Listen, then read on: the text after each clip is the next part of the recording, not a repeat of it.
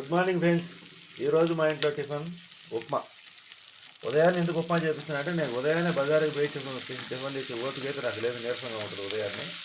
సాయంత్రం ఇంటికి వచ్చేటప్పుడు ఇలా కావాల్సిన టిఫిన్ నేను తెస్తాను.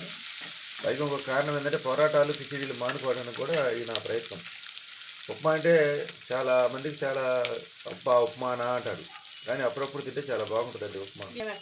తాలింపులకు అయితే మాత్రం నేను వేరుశనగ పప్పులు, ఉల్లిపాయలు, కరివేపాకు, పచ్చిమిరపకాయలు, తాలింపులు వేస్తానండి. ఎండుమిరపకాయ నేనైతే వేరుశనగ పప్పులు వేస్తాను, అందరూ జీడిపప్పు వేసుకుంటే. ఇది ఎలా చేస్తానో చూపిస్తాను. సరే, ఈ టిఫిన్ రెడీ అయ్యే లోపల మనం 4 మాటలు మాట్లాడుకుందామండి. పొలాన్ని మనం వర్షం పడినప్పుడు దున్నుకొని పైరేస్తాం. మనకి ఆహారం పండాలంటే సక్రంగా దున్ని ఇత్తనం వేస్తేనే పైరు వస్తుంది. కానీ ఏ ఇత్తనం వేయకుండా మొలిసేదే కలుపు మొక్క అంటారండి. అలాగే మనం ఎదుగుతుంటే ఈర్షపరులు, ద్వేషపరులు, అసూయపరులు చాలామంది తయారవుతారు. వాళ్ళు మన మధ్యలోనే ఉండి తయారవుతారండి, బయట నుంచి ఎక్కడి నుంచి రారు. మన పొలంలో కలుపు మొక్క మాదిరిగా ఆ ఇత్తనం మనం వేయాల్సిన అవసరం వాటంతా వేయకూడదు. ఎందుకు మీకు ఈర్షపరులు, ద్వేషపరులు, అసూయపరులు ఉన్నారంటే, ఒక మనిషి ఎవరు సపోర్ట్ లేకుండా సక్సెస్ అవ్వాలనుకునే ప్రయత్నం చేసేవాడు వాడు తొక్కడానికి ఎంతమంది ప్రయత్నం చేస్తారు. ఉదాహరణకు నా షాపు, నాకు ఉండేటువంటి బంధువులు, వాళ్ళు కాకుండా యూట్యూబ్లో కూడా పరిచయం అయిన వాళ్ళు కొంతమంది మనం ఇట్నే స్ట్రైట్గా ఒకరు లొంగకుండా మాట్లాడుతుంటే వాళ్ళకు కూడా అసూయ చెంది వాళ్ళు కూడా మన మీద కక్ష పెట్టి మన మీద విమర్శలు చేస్తుంటారండి. రాత్రి నా లైవ్లో వాళ్ళు విపరీతమైన బూతులు తిడతా మాట్లాడిన అంటే, నిన్ను సక్సెస్ కానీము, ముందు నువ్వు యూట్యూబ్ ఆపేయకపోతే మేము ఇలాగే తిడతాం, నిన్ను వదిలిపెట్టము అంటున్నారు. మరి నేనేమన్నా చూడండి, 3 గ్లాసులు వాటర్ పోసుకోవాలి. ఆ ముగ్గురు ఇక్కడ 3 గ్లాసులు వాటర్. చూడండి, వాళ్ళు ముగ్గురే మనల్ని ఇబ్బంది పెట్టేవాళ్ళు. ఇక్కడ 3 గ్లాసు వాటర్. పోనీ నేను ఏమైనా మంచి సంపాదన పరున్న వ్యాపారంలో పోటీలు ఉంటే అది లేదు, సాధారణమైన జీవనం, అది కూడా చాలా లోలో ఉంది. మరి ఎందుకు ఇంతమంది శత్రువులు తయారయ్యారంటే ఈర్ష్య, అసూయ, ద్వేషం అండి.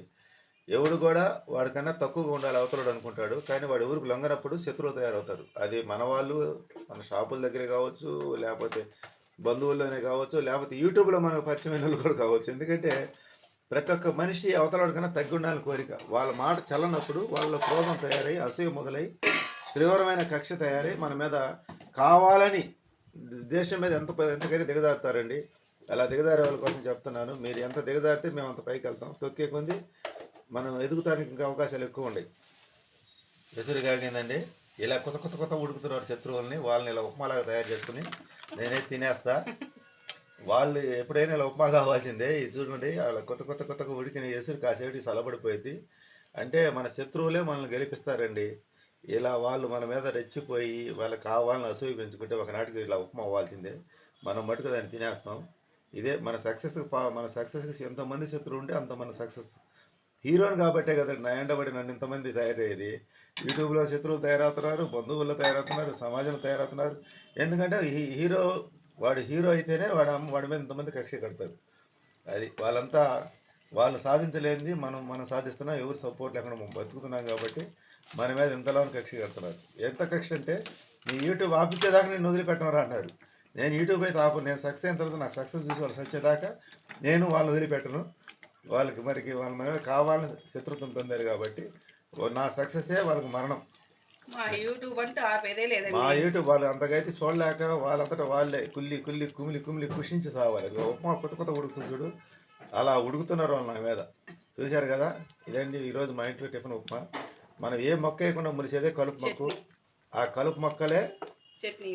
ఆ కలుపు మొక్కలు మనం పీకేసుకుంటే పైన కాపాడుకోవాలి రైతు మాదిరిగా. నేను కూడా అదే పనిలో ఉన్నాను. ఎన్ని మొక్కలు వస్తాయో రాని అన్నింటినీ పీకేస్తా, నేను సక్సెస్ అవుతాను. నా సక్సెస్ చూసి ఆ కలుపు మొక్కల్ని ఎలా రైతు అయితే పీకి పక్కన పడేస్తే నేను కూడా ఆ మొక్కలన్నీ పీకి పడేస్తాను. నేను చేసిన ఉప్మా నచ్చితే కన్నా లైక్ చేయండి, సపోర్ట్ చేయండి, సబ్స్క్రైబ్ చేసుకోండి. Thank you.